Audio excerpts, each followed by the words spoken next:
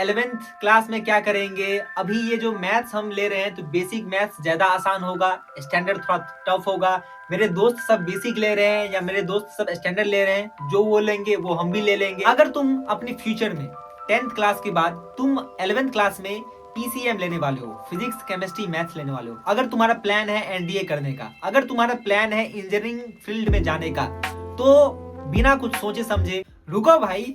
अगर तुम class 9th में हो ना और इस साल तुम मैथ्स में बेसिक या स्टैंडर्ड चूज करने वाले हो ना, तो ये वीडियो तुम्हारा फ्यूचर जो है ना खराब होने से बचा सकता है। क्योंकि तुम्हें पता है हजारों बच्चे 11th क्लास में जब जाते हैं तब वो अफसोस करते हैं कि काश उस टाइम सही सब्जेक्ट चूज किया होता। अभी तुम्हें लगेगा कि कुछ भी चूज कर लेते हैं, पर इसका असर जो है ना, इसका रिजल्ट जो है ना, तुम्हें 11th में जाकर पता चलेगा। ये मैंने भी खुद रियलाइज करा था। अभी तुम्हारे दिमाग में बहुत सारा बात चल रहा होगा, जैसे कि 11th क्लास में क्या करेंगे। अभी ये जो मैथ्स हम ले रहे हैं तो बेसिक मैथ्स ज्यादा आसान होगा, स्टैंडर्ड थोड़ा टफ होगा। मेरे दोस्त सब बेसिक ले रहे हैं या मेरे दोस्त सब स्टैंडर्ड ले रहे हैं, जो वो लेंगे वो हम भी ले लेंगे। ये सब हो सकता है तुम्हारे दिमाग में चल रहा होगा। क्या तुम्हारे दिमाग में चल रहा है ना? ऐसा होता है, हर बच्चे के साथ होता है, क्योंकि ये फर्स्ट टाइम तुम मैथ्स के अंदर भी बेसिक और स्टैंडर्ड चूज करने वाले हो। और इसी को मैं डिटेल में आज की इस वीडियो में तुम्हें क्लियर कर दूंगा कि तुम्हारे लिए बेस्ट ऑप्शन क्या रहेगा। देखो, सबसे पहली बात बता देता हूं कि मैथ्स में बेसिक और स्टैंडर्ड दोनों का जो सिलेबस है ना वो प्रॉपर सेम है।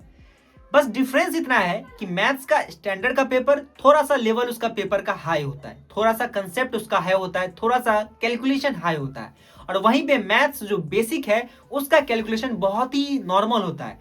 आप हल्का सा कैलकुलेट करके इजीली आंसर को निकाल लोगे। क्वेश्चन का लेवल भी थोड़ा सा डाउन होता है। बस डिफरेंस इतना ही है, दोनों का सिलेबस एक जैसा ही है, बस दोनों के क्वेश्चन के लेवल में डिफरेंस है।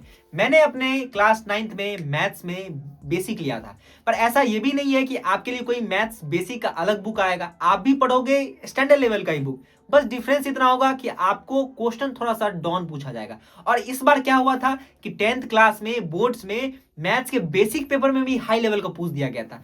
तो ये जरूरी नहीं है, आपको तैयारी तो करना है स्टैंडर्ड लेवल का ही, पर उसमें बेसिक लेवल का भी पूछ देता है। और एक बात और, मैथ्स में बेसिक ले लिए हैं तो इसका ये मतलब नहीं है कि बिना पढ़े ही मजाक मजाक में एग्जाम देकर आ जाना है, उसमें भी पढ़ना पड़ता है। बस डिफरेंस इतना है कि उसका जो क्वेश्चन का जो लेवल है ना वो थोड़ा सा डाउन रहता है, फॉर्मूला वही यूज होगा। हो सकता है कि स्टैंडर्ड के क्वेश्चन में फॉर्मूला एक के साथ दो कंसेप्ट भी एक ही साथ पूछ दिया जाए, पर बेसिक में एक कंसेप्ट को एक ही बार पूछा जाएगा, क्योंकि बड़ा क्वेश्चन नहीं रहेगा, लॉन्ग उतना नहीं रहेगा, छोटा ही कंसाइज वे में अच्छा क्वेश्चन पूछा जाएगा। इसलिए पढ़ना तो दोनों में ही है। स्टैंडर्ड में आपको रियल लाइफ का एक्सपीरियंस दे दिया जाएगा, एग्जांपल्स दे दिए जाएंगे और आपको 3 मेथड लगा के 3 स्टेप्स लगाकर सॉल्व करना पड़ेगा। और वहीं पे आप बेसिक में क्या है कि डायरेक्ट फॉर्मूला अप्लाई करेंगे और डायरेक्ट आपका आंसर आने लगेगा। तो डिफरेंस ये हो जाता है। देखो, अब सबसे इंपॉर्टेंट चीज है कि तुम्हें क्या चूज करना चाहिए। ये इस वीडियो का सबसे इंपॉर्टेंट पार्ट है। अगर तुम अपने फ्यूचर में 10th क्लास के बाद तुम 11th क्लास में पीसीएम लेने वाले हो, फिजिक्स केमिस्ट्री मैथ्स लेने वाले हो, अगर तुम्हारा प्लान है एनडीए करने का, अगर तुम्हारा प्लान है इंजीनियरिंग फील्ड में जाने का, तो बिना कुछ सोचे समझे तुम मैथ्स स्टैंडर्ड ले लेना। वो तुम्हारे लिए बेस्ट ऑप्शन रहेगा, क्योंकि आगे तुम्हें वही चीज पढ़ना होगा, तो क्यों ना अभी से ही पढ़ा जाए। और अगर तुम ये सब कुछ नहीं लेने वाले हो, अगर तुम पूरा फोकस हो कि मुझे नीट लाइन में जाना है, मुझे बायो के लाइन में जाना है, तो तुम आराम से ऑप्शनल में मैथ्स को बेसिक में रह के चलना, क्योंकि वो भी रखना बहुत ही जरूरी है। इंसान का मन ही है, कब क्या बदल जाए कोई ठीक नहीं है। इसलिए वो उस जगह पे तुम मैथ्स में बेसिक ले लेना। अदरवाइज अगर तुमने सोच लिया है कि मुझे मैथ्स की फील्ड में जाना है तो मैथ्स स्टैंडर्ड ले लेना, क्योंकि अगर अभी बेसिक ले लेते हो तो बाद में ये तुम्हें दिक्कत आ सकती है तुम्हारे लिए। मेरी अगर सलाह मानो तो मैं तुम्हें सजेस्ट करूंगा, मैं खुद बेसिक लिया था, पर मैं तुम्हें सजेस्ट करूंगा कि तुम अगर सेफ जोन में जाना चाहते हो तो मैथ्स स्टैंडर्ड ले लो। यार, मैथ्स स्टैंडर्ड कोई भी टफ चीज नहीं है, पढ़ना तुम्हें वो भी है और पढ़ना तुम्हें ये भी है। सही से पढ़ोगे, मैथ्स स्टैंडर्ड कोई भी भारी चीज नहीं है, ज्यादा टफ चीज नहीं है। आगे तुम्हारे लिए हर ऑप्शन खुला रहेगा। अभी मैंने अपने 11th क्लास में पीसीबी लिया था, एम नहीं लिया था। अभी मुझे अफसोस होता है कि काश मैं अगर पीसीबीएम ले लिया रहता तो अभी मेरे पास और बहुत सारे ऑप्शन खुले रहते। तो ये गलती तुम मत करना। अभी तुम स्टैंडर्ड लेके चलो और बाद में भी 11th क्लास के बाद भी तुम उसमें ऑप्शनल सब्जेक्ट में लेके चलना। क्योंकि ये इसके कारण क्या होता है कि अगर बाद में तुम्हारा मन बदलता भी है ना, तो तुम्हारे पास ऑप्शन खुले रहेंगे, तुम कर सकते हो फिर वो चीज। अगर अभी उसको उस रास्ते को बंद कर दोगे तो बाद में वो रास्ता नहीं खुल सकता है। इसलिए क्या होगा, थोड़ा उतना नॉर्मल है उतना तुम झेल ही लोगे। अभी तुम ले लो मैथ्स स्टैंडर्ड, मेरे हिसाब से बेस्ट ऑप्शन रहेगा।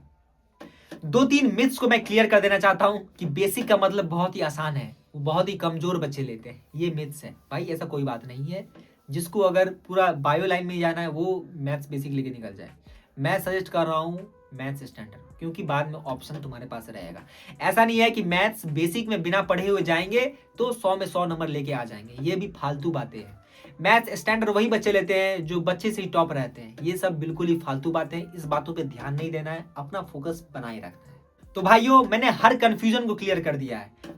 अभी तुम सोच लो कि तुम्हें किस डायरेक्शन में जाना है। अभी तुम्हारे पास कुछ दिन का समय है, सोचो विचारो और सही डिसीजन लेना। मेरे हिसाब से तुम मैथ्स स्टैंडर्ड लेना।